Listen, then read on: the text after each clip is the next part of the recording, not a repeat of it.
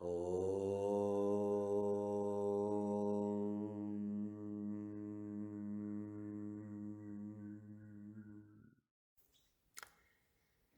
agora vamos falar sobre obstáculos na meditação. Mas antes disso, eu preciso de falar sobre três aspectos fundamentais, de forma bem reduzida, bem simples, só para ter uma noção para começar a trabalhar, e é o necessário. Eu vou falar sobre os gunas. Os gunas é uma forma de retratar a energia básica, a energia base de tudo o que é manifestado. Mais ou menos.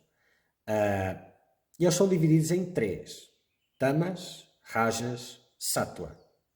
Então, a energia tamásica é aquela energia que se pode perceber, que vamos concentrar no aspecto psicológico da questão, na forma como te experiencias nesse corpo e nessa mente. Então, a energia tamásica é a energia pesada, é aquilo que puxa para baixo, é uma espiral descendente. Não é? Então, desde a preguiça, indolência, falta de energia, depressão, doença, morte. Este é o caminho da energia tamásica.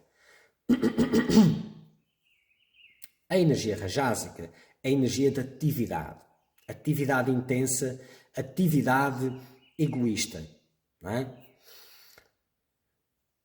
Quer seja muita atividade dispersa ou muito focada, mas teleológica, concentrada no lucro.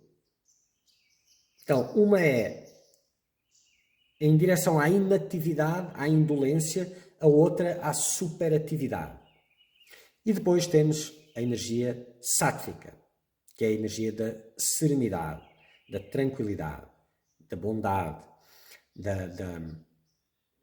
da pureza, da meditação. Meditação é algo sátvico.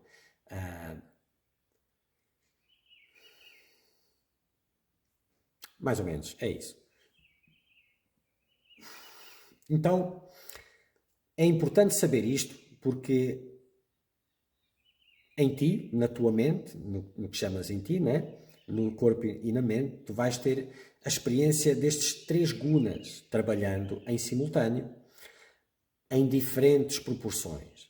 E de acordo com a sua proporção, isto vai trazer desafios bem diferentes, formas diferentes de trabalhar e de seguires o teu processo espiritual. Não é?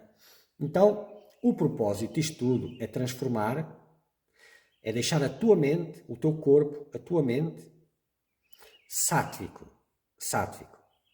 E não tem como pular de tamas para sattva. Não tem como fazer essa passagem diretamente. Tem um exemplo muito comum hoje em dia em meios espirituais que fala sobre isso.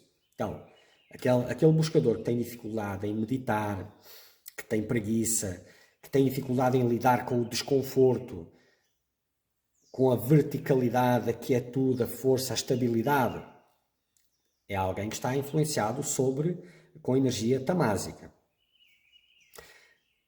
Mas quer meditar, quer os frutos, porque o tamásico quer os frutos rápidos, sem esforço, não é? E então vai meditar, mas em vez de se colocar na posição certa, firme, para trabalhar as inconstâncias e as instabilidades, ele põe-se numa situação em que ele tenta contornar o desconforto, deitando ou sentando de forma relaxada, concentrando na presença, como se costuma dizer hoje em dia. E até sente um bem-estar com tudo aquilo. Só que é um bem-estar circunstancial que logo desaparece assim que a postura é assumida. Não só ali, mas também na vida. Mas usando só este exemplo, não é? Então, se o caos emerge pela retomada da postura, significa que ele continua lá. E que ele não estava a ser experimentado porque as circunstâncias não estavam a permitir. E é um engano, é um ledo engano achar que a ausência de experimentar o caos significa que ele não esteja lá. e não tem nada a ver. Então, isso é um exemplo de como a energia tamásica influencia na visão do caminho espiritual. Todas elas influenciam, não é? Mas de como esta influencia. Então, esta pessoa, este buscador, ele precisa de atividade, não é? Para sair da energia tamásica e chegar em sattva, do tamas tem que passar para o rajas, para a energia rajásica, para a atividade. E depois do rajas é que consegue chegar no sattva. Normalmente do tamas as pessoas tentam ir para o rajas, do rajas volta para o tamas ficam ali naquele ciclo. Porquê? Porque isto é tudo motivado por interesse próprio. Então, a energia rajásica, ela é a atividade intensa que é motivada por interesse próprio. Tem associado ganância, dá para expressar como agressividade, controlo, investimento contínuo, focado às vezes, outras vezes disperso, tanto faz, mas interesse próprio, ou seja, é tudo o que alimenta o personagem, não aquilo que tira o seu alimento. Então, primeiro, aquele ser que está sobre o registro tamásico e se sentes preguiça, a energia tamásica está aí, não é? Ele vai precisar de atividade. Quanto mais intensa, melhor. Então, quando tu estás com preguiça, não te apetece fazer nada, mas tens que fazer alguma coisa. Quanto mais tu resistes, ou seja, tens uma tarefa que não podes adiar, que exige que te movimentes, que te canses, e quanto mais tu resistes àquilo, mais pesado fica. Quando, pronto, tem que ser, vai, aí a coisa meio que muda. Porquê? Essa tem que ser, vai. É uma mudança na qualidade energética da mente. Ela muda de tamas para rajas. Só que depois, quando chega em rajas, passa lá um tempo e volta de novo para tamas. Então, a atividade precisa de ser constante e cada vez mais desprovida de interesse próprio. Né? É aí que entra o seva. Só que isso é muito difícil de chegar para alguém rajásico, de chegar no interesse, sem interesse próprio. Então, algum interesse próprio vai estar envolvido, quanto menos tiver, melhor. Mas não tem jeito, algum vai estar envolvido. E com o tempo e com o trabalho, quando transformar toda aquela energia tamásica em rajásica e conseguir manter a atividade constante, sem oscilação, aí sim o foco passará a ser todo na remoção do interesse próprio. E aí é através do serviço, que é aquele trabalho que é feito que não te beneficia de jeito nenhum. Não tens nenhum lucro imediato, direto sobre o que estás a fazer.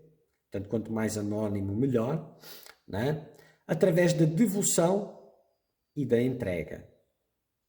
São os 3 pilares para chegar na energia sátvica. Então, em termos de meditação, vais ter que forçar a barra, porque não vais ter vontade muitas vezes, eu já vou entrar mais nisto, não é?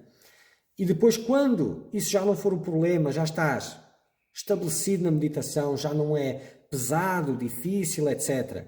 E isto, o tempo, depende de quão incisivo tu consegues ser. Quanto mais incisivo, mais rápido isso vai mudar. Quanto menos incisivo, mais difícil vai ser. E a repetição, que eu falei anteriormente em sadhana, ela é muito importante porque ela vai firmar o hábito. E quanto mais forte for o hábito, mais fácil se tornará. Depois, a atividade removendo o interesse próprio. Esse é meio que o estágio final. Depois disto, meio que o trabalho espiritual segue, já sem o interesse próprio envolvido, e é aí que começa realmente a dar frutos. Antes disso, é difícil. Então, tamas, rajas, sattva. É bem rasa a explicação, é só para ter uma ideia, para perceber como é que isto depois na prática, com o que começas a sentir e as características que começas a observar na tua mente, para perceberes qual é o caminho, o direcionamento a seguir. Então, de certa forma, vais tentar meditar, vais tentar estabelecer uma rotina de meditação e vais começar a lidar com os efeitos dos gunas mais proeminentes, que eu vou depois entrar a seguir. E isto dá-te uma perspectiva de como trabalhar aquilo que se apresenta de uma forma a levar para o lugar certo. Aquilo que te conheces agora não te define, é um produto das circunstâncias. Se começas a mexer nas circunstâncias, vais mudar a forma como te reconheces, porque mudando os gunas, muda a vibração, muda tudo. Mas se largas mão e deixas a coisa voltar para onde ela estava, tudo volta àquilo que estava antes. É assim que funciona. Os gunas mais densos é tamas e rajas. E eles tendem a ser os mais predominantes, com uma pequena percentagem de sattva. E ela precisará crescer muito, eliminar ou quase eliminar os dois anteriores, para que possa refletir a pureza essencial.